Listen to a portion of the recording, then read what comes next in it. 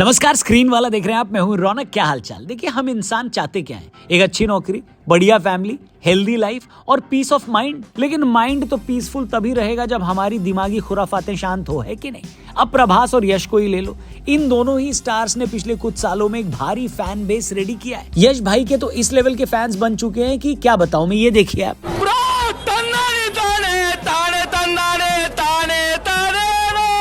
कोई किसी से किसी भी मामले में कम नहीं है। दोनों की स्क्रीन प्रेजेंस कमाल की है, दोनों का एक लॉयल फैन बेस है। लेकिन जब दो ऐसे स्टार्स आपस में एक ही दिन फिल्म रिलीज करने लगे तो कंपैरिजन तो बनने लगता है ना भाई, कि किसकी फिल्म ज्यादा कमाल करेगी। अब कल हमने एक वीडियो बनाई थी जिसमें हमने प्रभास की द राजा साहब वर्सेस यश की टॉक्सिक के क्लैश की बात करी थी।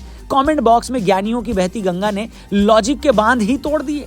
कई लोगों का कहना था कि भाई साहब फिल्म तो पोस्टपोन हो चुकी है, अपडेटेड रहा करो। मैंने सोचा भाई मेरे से ही गलती हो गई है। यश के सोशल मीडिया अकाउंट से लेकर उनके फैन पेजेस तक सब खंगाल डाले, लेकिन पोस्टपोन होने की कोई ऑफिशियल खबर नहीं मिली। अब आप ही बताओ, किसी चीज की जब ऑफिशियल अनाउंसमेंट ही ना हुई हो तो उसका ढोल बजाने का क्या फायदा? मतलब ये यूट्यूब है, देश की पार्लियामेंट थोड़े, जहां हर दूसरे दिन ही झूठ बोल दिया जाता है। बताइए अब क्या ग्रैंड सैल्यूट दूं? वैसे ताजा खबर ये है कि इसी फिल्म को लेकर आज एक अनाउंसमेंट हो सकती है। शायद वो अनाउंसमेंट फिल्म के पोस्टपोन होने की भी हो, लेकिन फिर भी अपना सवाल थोड़ा हटकर है। इन दोनों ही स्टार्स में सबसे ज्यादा एक्सेप्टेंस किस सुपरस्टार की है? बोले तो किसकी फैन फॉलोइंग ज्यादा है, किसकी वर्थ ज्यादा है, किसकी स्क्रीन प्रेजेंस सबसे कड़क है? अब अपने यहाँ समझाने के लिए क्रिकेट की ही एनालॉजी सबसे इजी मानी जाती है, तो चलिए वही उठाकर बात करते हैं। जैसे विराट के फैंस को ही ले लीजिए, जिनकी अगर माने तो उनसे बेटर प्लेयर तो पूरे वर्ल्ड में कोई नहीं है। लेकिन फिर भी वर्ल्ड कप तो रोहित शर्मा की कैप्टेंसी में ही हमने जीता है। जलवा है हमारा।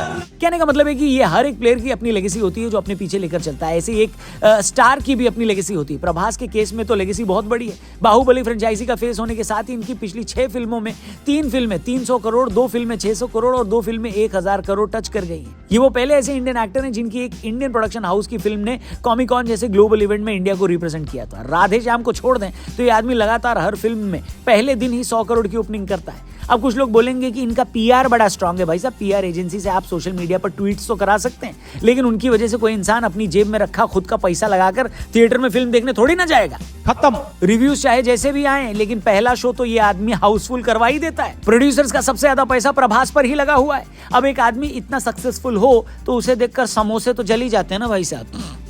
कहाँ राजा भोज, कहाँ गंगू तेली। कायदे से प्रभास इस इंडस्ट्री के वो रोहित हैं जिनके पीछे बड़ी और सक्सेसफुल फिल्म्स की एक लेगेसी चलती है। लेकिन दूसरी तरफ अगर आप देखें तो यश की ग्रोथ भी किसी से कम नहीं है। जैसे कोहली ने अपनी मेहनत और स्किल्स के दम पर मुकाम पाया है, वैसे यश ने भी खुद की अपनी जगह बनाई है। एक बस ड्राइवर के बेटे होने के बाद भी उन्होंने अपने सपने को नहीं छोड़ा। आज उसी बस ड्राइवर का लड़का इंडिया के सबसे बड़े सुपरस्टार्स में से एक है।